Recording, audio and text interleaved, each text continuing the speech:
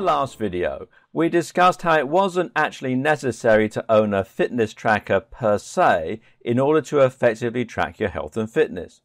That is indeed true. Nevertheless, though, a fitness tracker can still do an awful lot to make life easier for you when you're monitoring your health and fitness. As the name would suggest, these devices are all about fitness tracking and therefore should offer a more comprehensive overview of your health in one place than any other device or method. A fitness tracker doesn't need to be expensive. In fact, it might only set you back $50 in some cases. This should be a great investment though, as it will keep your health and fitness at the forefront of your mind and help you to learn much more about yourself in the process. This video is your guide to picking the right fitness tracker. A good place to start is by asking what a fitness tracker is, what it does, and what you should be looking for when you pick one.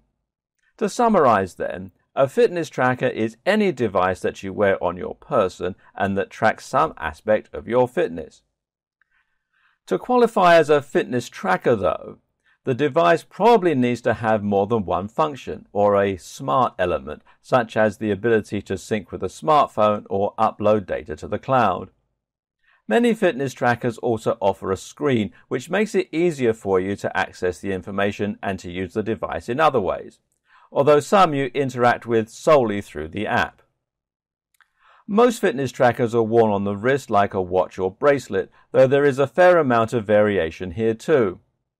Some devices, like the original Fitbit, are worn as a belt instead. There are also some other interesting models in the works, which include one called the Jabra, which you wear inside the ears. The most basic function that pretty much every fitness tracker out there offers is a pedometer. Take your regular pedometer, give it a mobile app, and you have your basic fitness tracker. Most then use their built-in app in order to calculate other interesting data about you.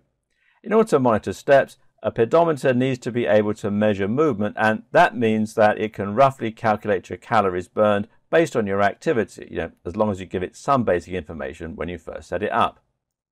On top of the basic pedometer functionality, most trackers will include a gyroscope and an accelerometer in order to measure much more information about your movement.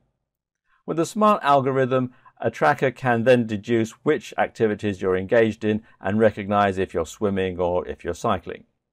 More often, this technology is used to measure when you're sleeping and how much you move during the night. This then allows for some basic sleep monitoring so that you can see how much deep sleep you're getting and how you might improve it in order to feel more refreshed each morning.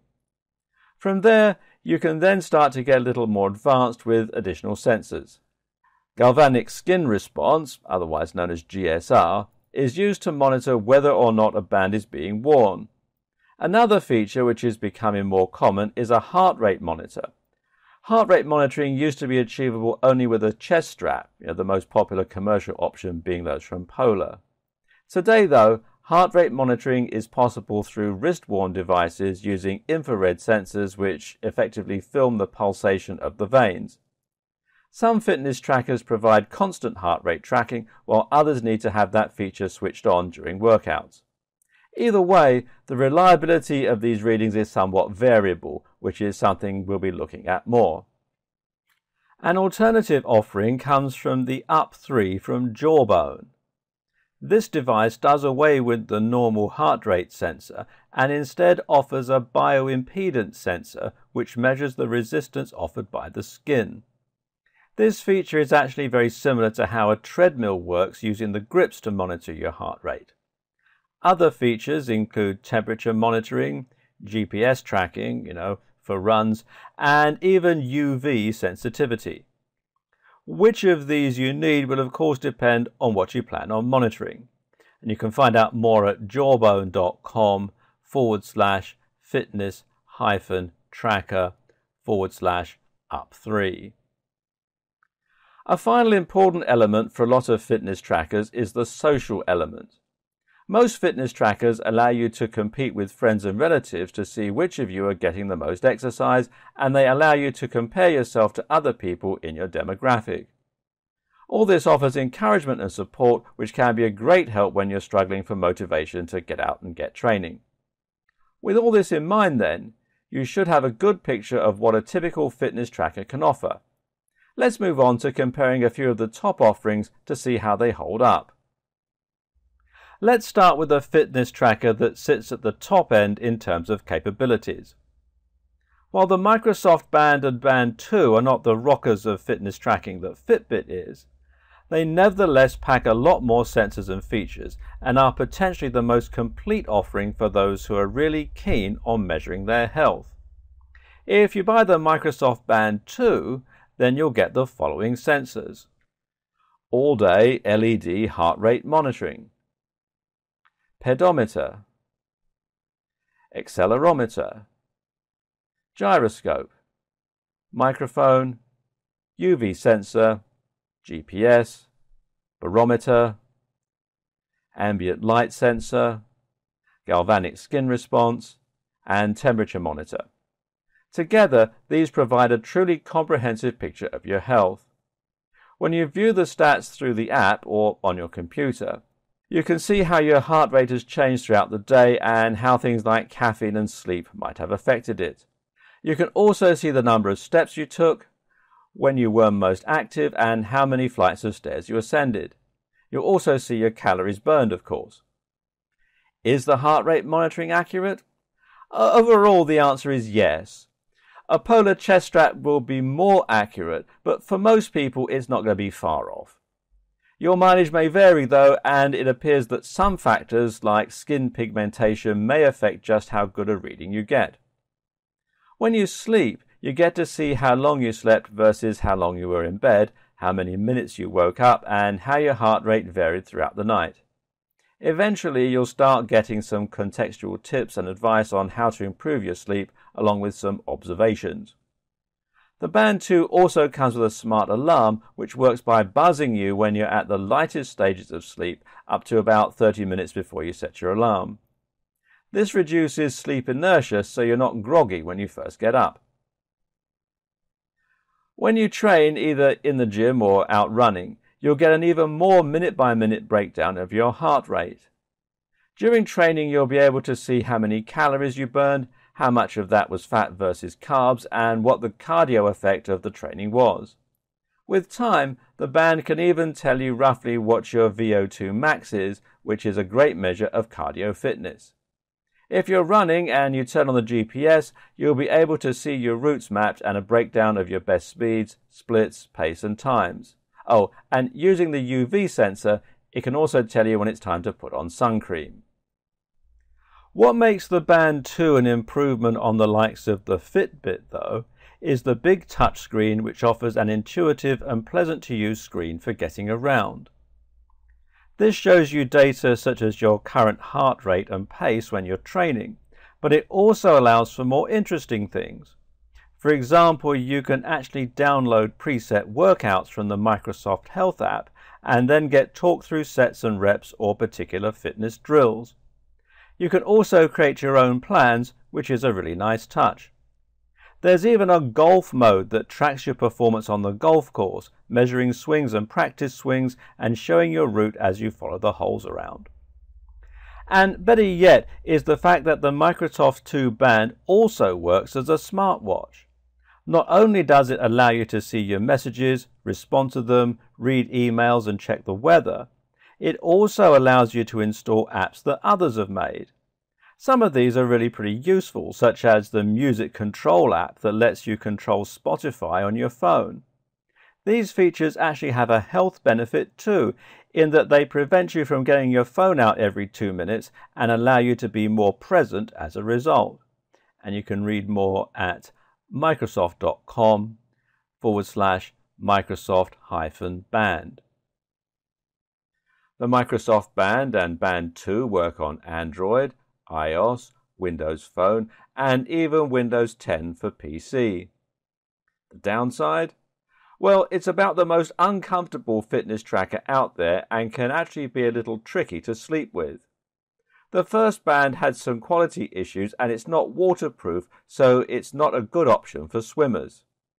Battery life is also only 2 hours or less if you use the HR tracking, GPS or watch mode. The TomTom Spark is another top-end fitness tracker that has some real killer features. Compared with the Microsoft Band 2, it's not quite so pretty to look at, but it's also a lot more comfortable. In terms of features, it also lacks the smartwatch aspects of the Band 2, but makes up for it in the fitness features. Sure, the TomTom Spark lacks a few of the Band 2's metrics like the barometer or the ability to calculate VO2 max. However, where it gets more useful is in the 5-day battery life and the waterproofing. These are great features for those who are really serious about tracking their fitness full time. What's also cool about this option is that it provides you with the option to pick and choose the features that you want. Some models, for instance, will let you store music on the device, something else the Band can't do. So you don't have to take your phone on runs. You'll need Bluetooth headphones though.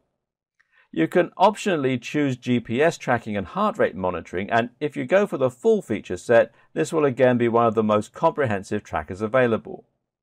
What's also cool is that you can use the Spark with a chest strap for more accurate readings. The latest Fitbit is the Surge. The feature set is very similar to that of the Spark, with a heart rate monitor, pedometer, sleep tracking and a nice big display.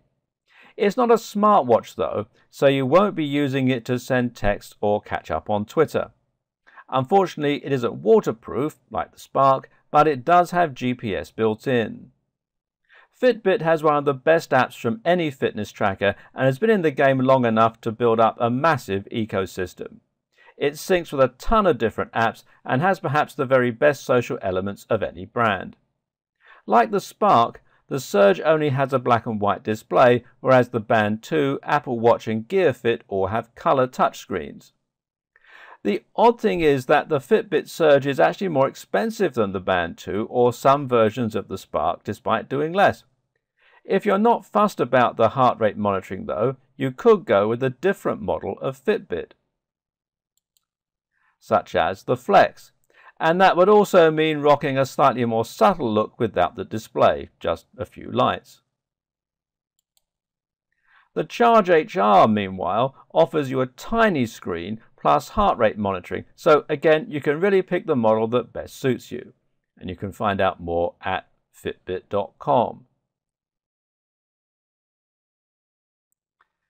The Jawbone Up 3 is something completely different from the other options on this list. The Jawbone Up 3 has no display, which some people will see as a downside, but other people will love. Certainly the Up 24 and Up 3 are sporting some of the most stylish designs of any fitness tracker, and this is great if you want to carry on wearing a watch or if you want to avoid being too ostentatious with your technology. Jawbone is also one of the best options for women, as it's slim enough to fit around a thin wrist or arm, and also has available designs that, don't look like a big hulking piece of technology on your wrist. The Up 3 had lots of delays at launch, which damaged its reputation. However, the heart rate tracking is interesting, although it offers snapshots throughout the day rather than a continuous update, and you do get some metrics you won't find anywhere else, like temperature during sleep. There are other Up models too, and you can find out more at jawbone.com. We could go on forever, but the above should help to provide more than enough options. In case you're still shopping for that perfect tracker though, you might also consider the Nike Fuel Band SE, which is great for gamification and which measures fuel points rather than steps, which correspond to general activity. Otherwise, this one is a basic monitor, and you can read more about it at nike.com. The Basis Peak is another cool one with temperature monitoring, smart exercise detection, and HR. You can read more about it at mybasis.com, and it also includes a video that goes into it in some detail, so I'm not going to go into a lot of detail about it here. The Samsung Gear Fit is a bit old now, but it has a non-24-hour heart rate sensor and a ton of smartwatch features relying on Android Wear. The Vivo Smart from Garmin is a sleek fitness tracker with a display that stays hidden until it needs to show a notification. And of course it has a great price point. The Vivo Smart HR adds heart rate monitoring, and you can read more about them at buy.garmin.com. The Apple Watch also has a ton of health tracking features, though these are fairly light and the battery life is quite poor. If you like having the latest gadgets though, and you're just looking for some entry-level fitness tracking, then the Apple Watch will be a great way to get started. You can find out more at apple.com/watch. And then there are the weirder and less well-known options. The Jabra Sport Pulse measures your heart rate through your ears, for instance, and offers quite accurate data. There are also a whole plethora of different and strange fitness trackers on the way and already in the store, some of which we'll be looking at later on. Note as well that a lot of phones have basic fitness tracking capabilities these days too. For example, the Galaxy Note 4 and 5 or the S4, 5 and 6 will both measure your heart rate, as do the latest iPhones. Almost every phone has a pedometer built in or apps that can provide that function. And there are a ton of apps you can download that will further enhance the fitness tracking features of your devices. For example, you can download My Runkeeper from runkeeper.com to track runs, or Endomondo, or from endomondo.com, or you can use MyFitnessPal from myfitnesspal.com to track your calories.